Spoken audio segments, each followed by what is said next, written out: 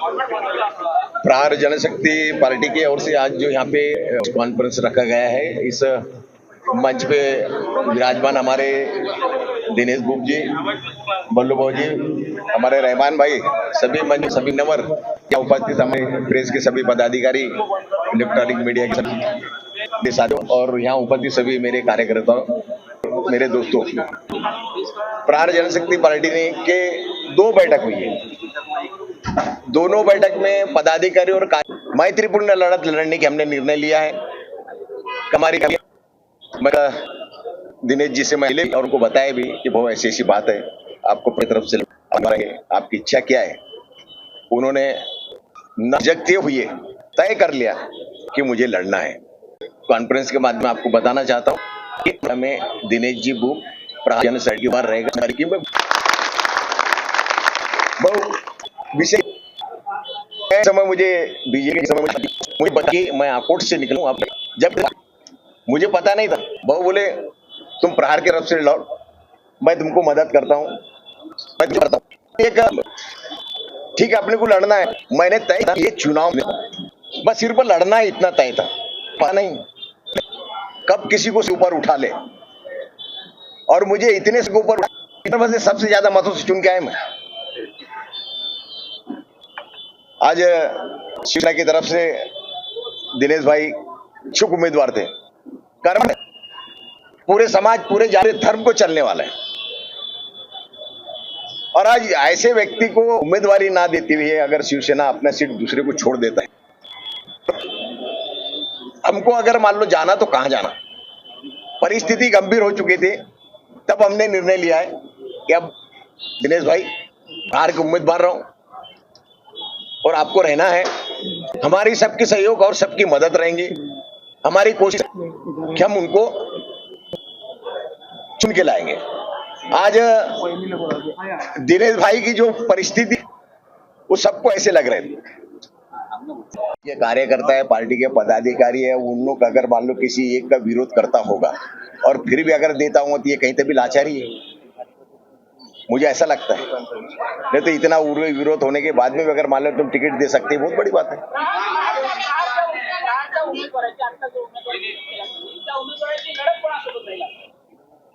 तुम्ही ठरवा ना,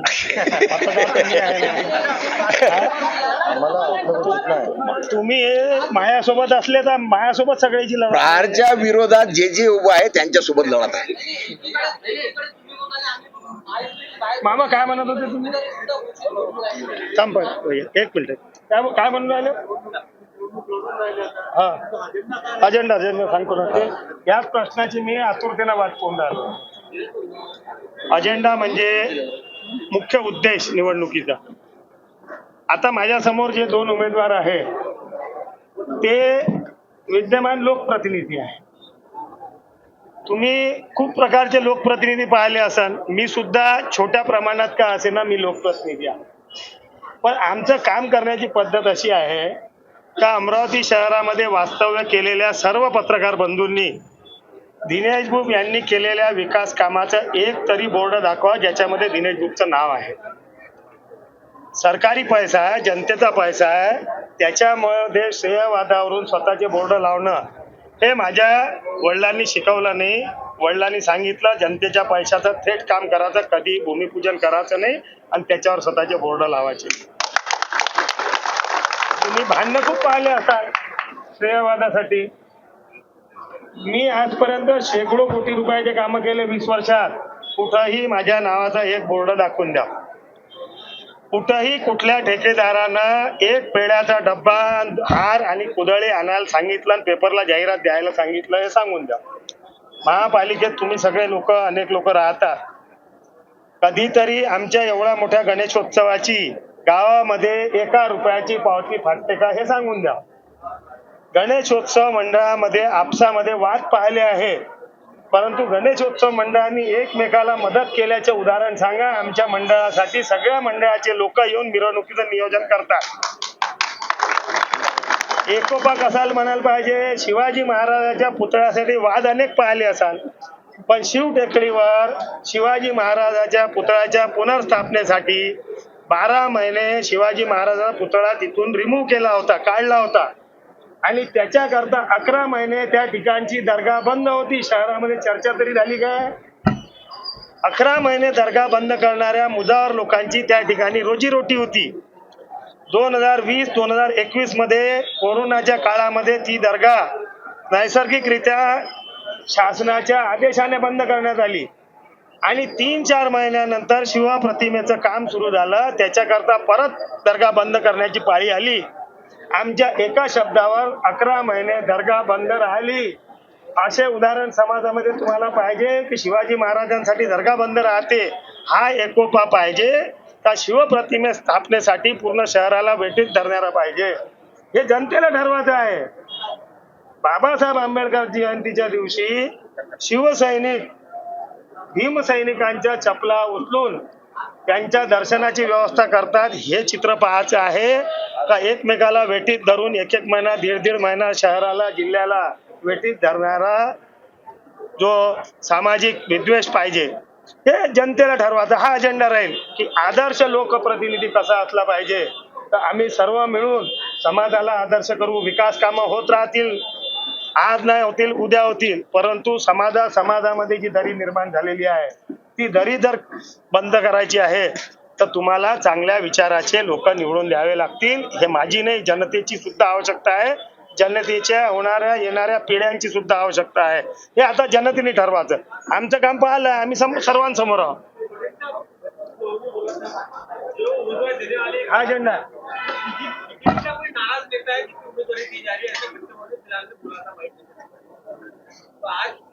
उसका जमा नहीं बोलना, उसका जैसा बोलो वैसा नहीं था. दिनेश भी आने के बाद में बोलना, वो थोड़ा पीछे रहेगा. नहीं, बीजेपी का जो उम्मीदवार बीजेपी वाले ने दिया है ना, उसका और दिनेश बुक का कोई संबंध नहीं. कोई मुकाबला नहीं है, कोई मुकाबला नहीं है.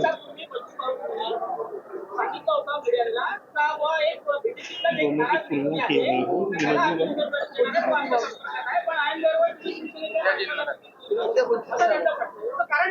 बच्चों को बताएंगे, बच्चों को मालूम बताएंगे. ये विषय बच्चू भाऊ ने कहा ना, तो ये बच्चू भाऊ ही बताएंगे. बच्चू भाऊ ने ये कहा कि आज जो भी निर्णय लेंगे वो राजकुमार जी लेंगे. मैंने निर्णय ले लेना.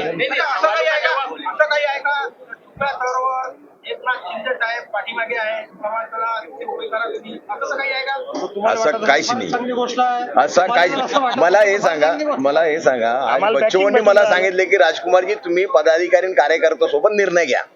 मी निर्णय घेतले ना, अजूनपर्यंत मला कोणाचा फोन आलेला नाही, काही नाही.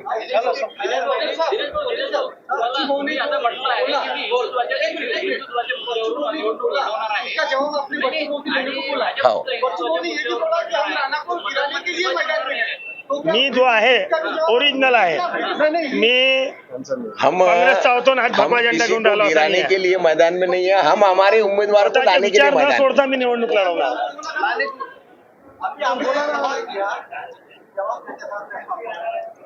हमारी किससे बैर नहीं, अब किसकी खैर नहीं, तो किससे बैर नहीं और किसकी खैर नहीं ये नहीं, मैंने ये बोला है हमारी किसी से बैर भी नहीं है और किसी से खैर भी नहीं है. हम बोलिए ना, बोलिए ना, खैर नहीं का मतलब क्या होगा? नहीं, कुछ लोगों ने कुछ किसी से खैर है किसी से बैर है ऐसा बोला है. नहीं, तो मैंने ये कहा ना, मेरी हमारी किसी से खैर भी नहीं है और किसी से हमारी बैर भी नहीं है. फिर चुनाव क्यों लड़ रहा है? अरे किसी से बैर नहीं, नहीं, चुनाव लेना ये जो चुनाव है, ये चुनाव हमारी भी एक पार्टी है, वो छोटा पार्टी है, ठीक है, हम ये नहीं मानते हैं, लेकिन हमने लोकसभा चुनाव नहीं लड़ना, ये किसने कहा है? हम तो हमारे पार्टी के लिए लड़ रहे ना. आपसे सवाल है,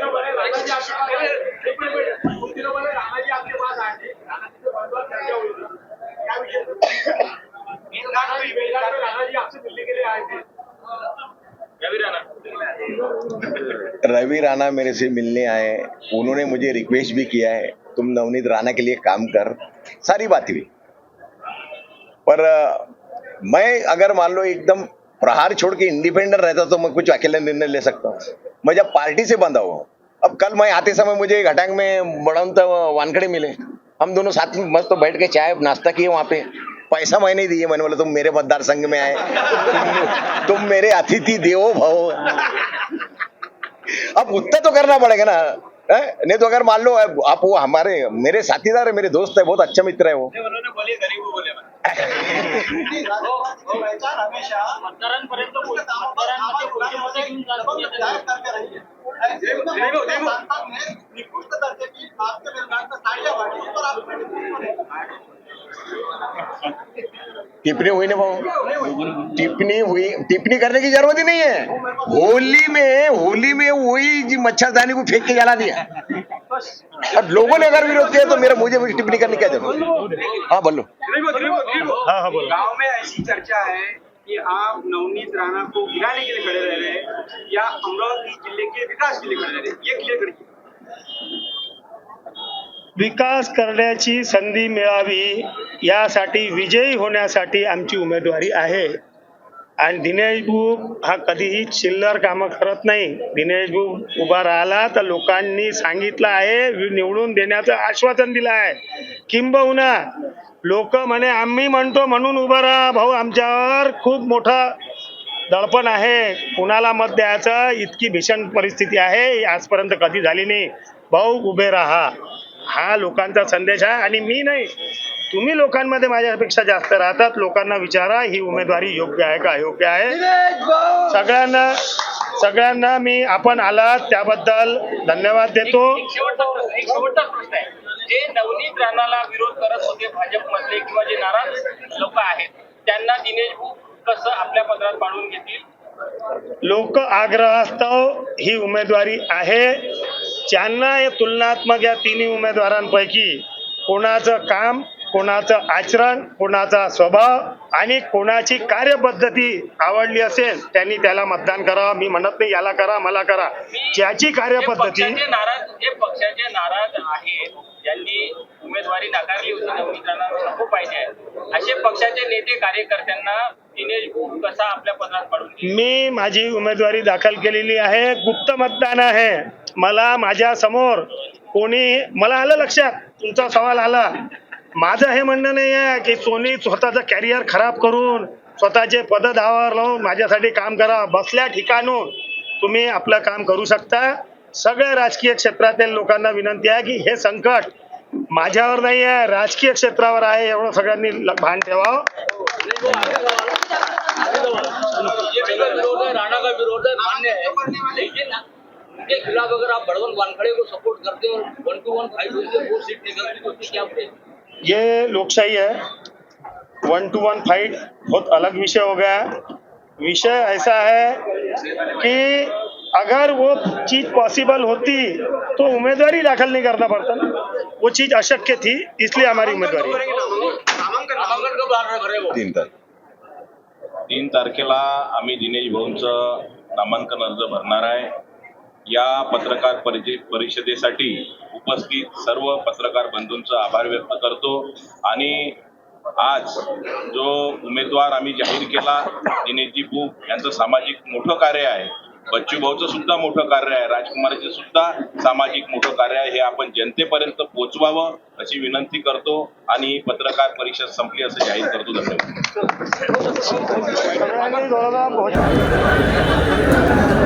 राजीनामा कधी देते म्हणून जेव्हा मनातून एखादी गोष्ट काढायची आहे, टाईम प्लीज पाहिला का? टाईम प्लीज कधी कधी आपण टाईम प्लीज करतो। ज्या दिवशी जर असा आदेश आहे तर आपण बडसर्प केलं तरी चालते, परंतु आज काळाची गरज अशी आहे की आम्हाला कुठल्याही या सोपस्कारामध्ये न पडता सरळ थेट प्रहारच्या उमेदवारीवर लढणं क्रमपात्र झालेलं आहे। 3 एप्रिल रोजी उमेदवारी अर्ज दाखल करण्यात येईल।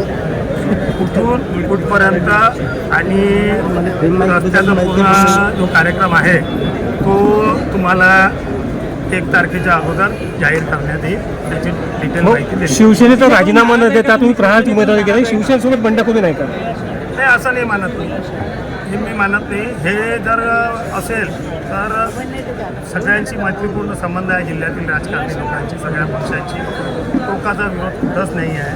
त्याच्यामुळं ही पाळी आली तर त्यावेळेस आम्ही त्या गोष्टीला फेस करतो. आता शिवसेनेचे किती उमेदवार तुमच्यासोबत आहेत प्रहारमध्ये? शिवसेनेचे किती उमेदवार तुमच्यासोबत प्रहारमध्ये आहेत? उमेदवार कार्यकर्ते असंख्य नेते मंडळीपैकी गुढे वगैरे? असंख्य कोणाला कशाला बदनाम करायला लावतात, काही गोष्टी गोपनीय राहू द्या.